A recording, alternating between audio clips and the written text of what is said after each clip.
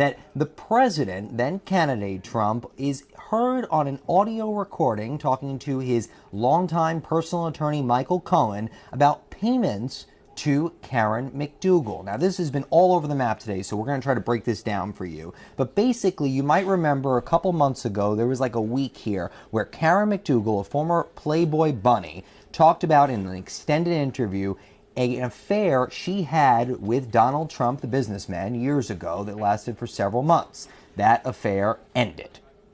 Over. Okay, done. However, story comes back up. She's trying to cash in on it. They make a deal with AMI Media. This is the company that owns the National Enquirer, and they pay her off. Really weird story. Now we're learning more about this and how this all breaks down, and apparently on this audio recording, Donald Trump, pretty close to becoming the president, but still a candidate at this point in time, is heard talking to Cohen about buying her story back from AMI for around $150,000. And we have no idea why that would happen.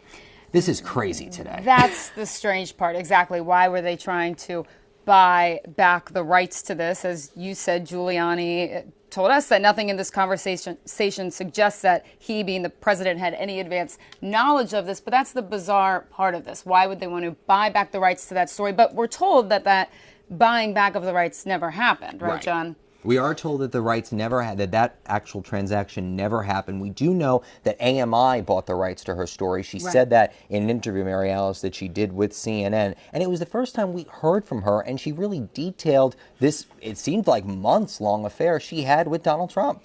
It's a tale as old as time. A politician wrapped up in an he wasn't alleged a politician then. affair. He was a candidate. No, not during the affair. When we're talking about this potential cover-up, he was a candidate. We were talking about just months before the presidential election. And we, again, since the beginning of American history, since the beginning of world history, probably politicians that trip and stumble when accused of affairs and legally get into trouble during cover-ups. Well, and that's the question.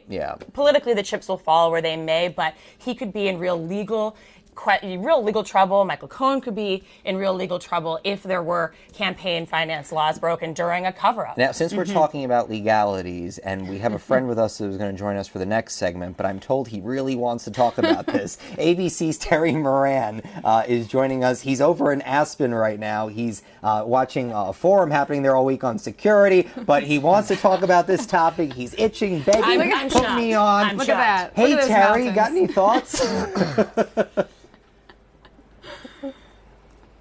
Well, you know, wants to talk about out of that. My feeling is, I have an important question. Okay. How are these tapes made known? They were seized by the FBI and part of an investigation, and first screened under the supervision of a court by Cohen's lawyer for attorney-client privilege. Right. All of those things should have kept a tight lid on this. The fact that it didn't, I think, is unfair to Donald Trump.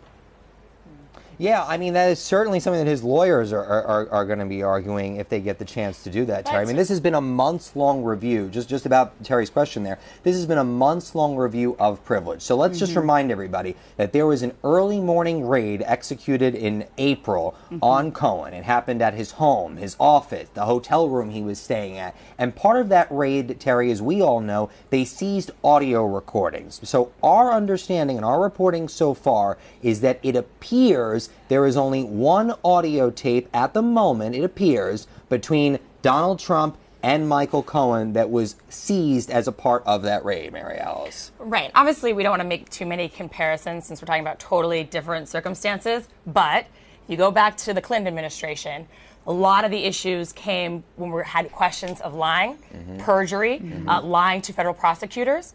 And so you could argue that perhaps it's actually in the Trump administration's benefit that this is in the public eye. If anyone with knowledge of this gets brought before a grand jury, gets subpoenaed down the road, are they less likely to lie about any of this transaction, about any knowledge of the transaction now that it's in the public? Well, and Terry, I mean, I don't want to put you on the spot here because I know this is campaign finance and this is where we get really into legal minutia, but that's been the question, right? Because if this payment was made knowing it could have impact on the election, remember it was just a couple of months before voters actually headed to the ballot box, that really could be the legal issue here for the Trump team, right? Right, for the president himself, as Donald Trump. He has legal exposure because the law says absolutely everything of value that you take from other people or that you give yourself in order to run for office, you have to disclose. So the public can say, okay, here are all the people that are contributing to Donald Trump or Hillary Clinton. And if Donald Trump is paying his own campaign, he has to disclose that as well, which he had to.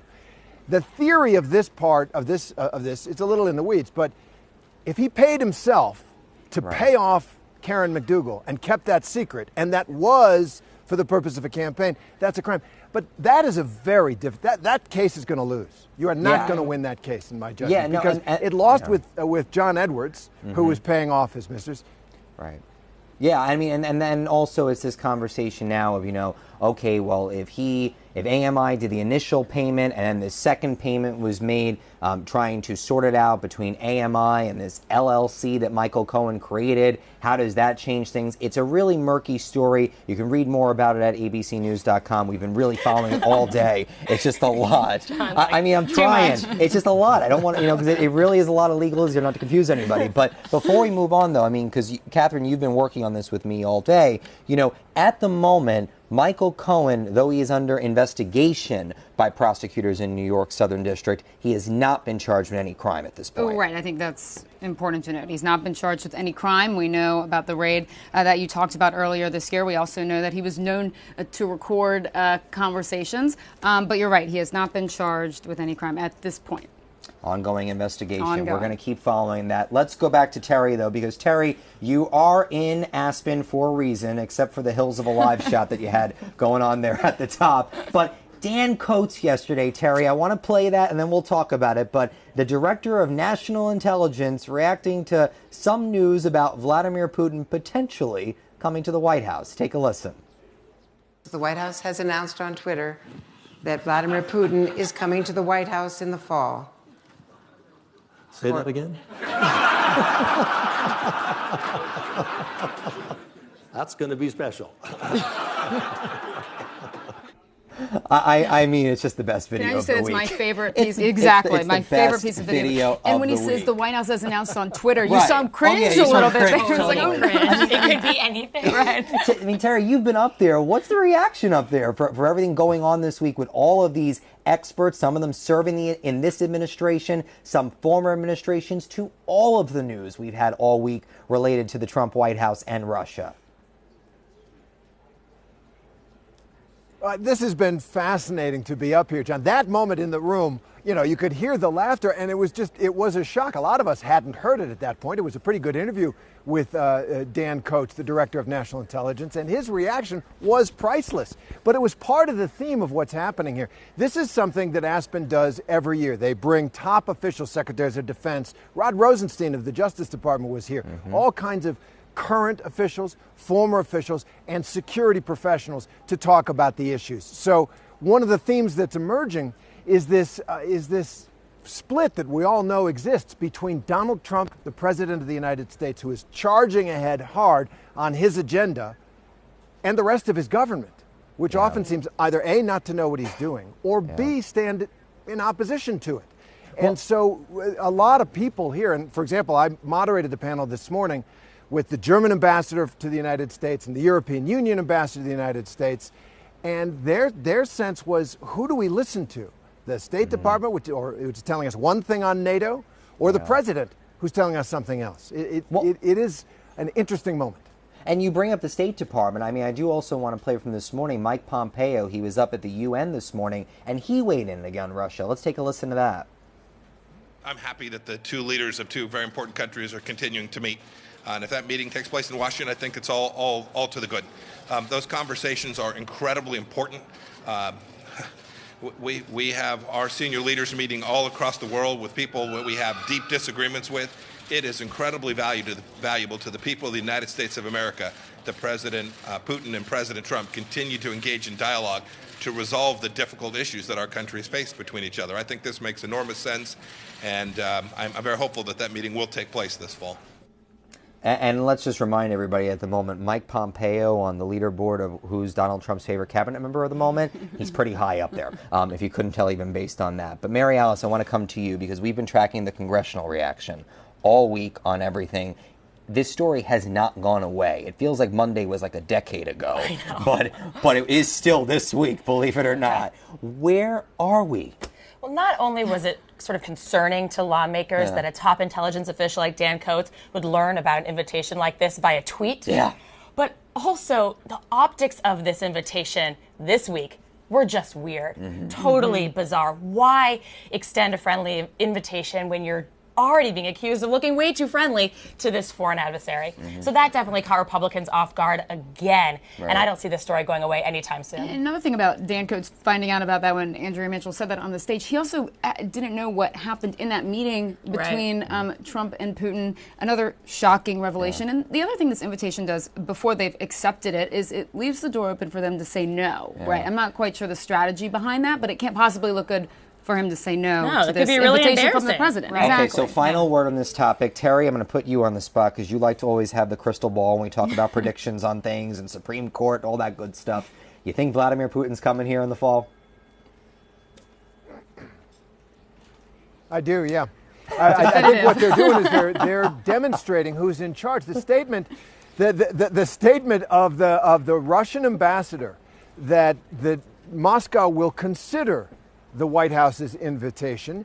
And while it thinks that meetings are important, what's more important is to work on issues rather than have meetings. That's a burn, right? That's a almost playing hard to get. I mean, it's like who's deciding the agenda here? I think the concern that people have, Secretary of State Pompeo is absolutely right. There's a lot for the United States and Russia to talk about.